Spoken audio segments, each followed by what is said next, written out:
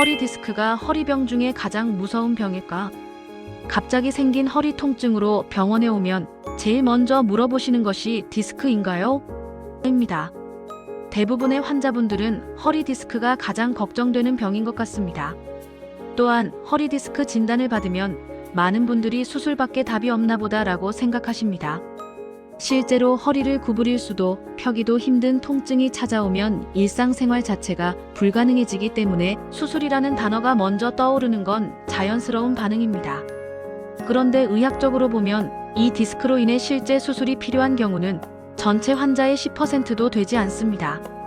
나머지 90%는 보존적인 방법만으로도 충분히 회복이 가능합니다.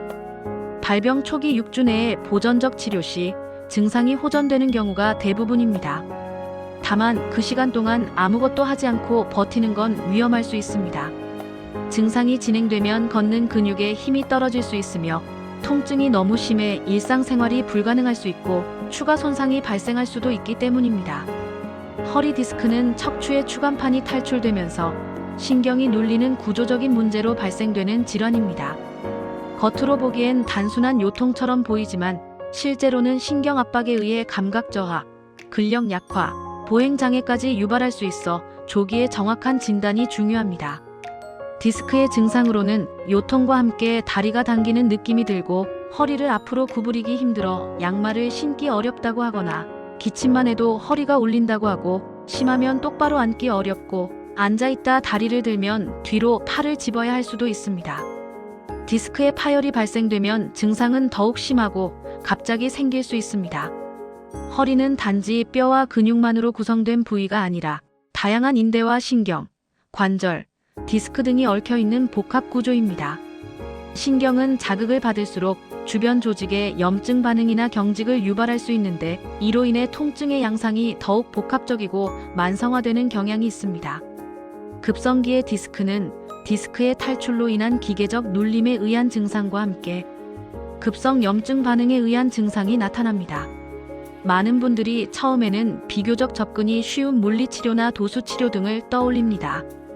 이러한 방식들은 긴장된 부위를 이완시키거나 일시적인 순환 개선을 도모하는 데에는 효과적일 수 있지만 근본적인 원인까지 도달하긴 어렵다는 한계가 있습니다.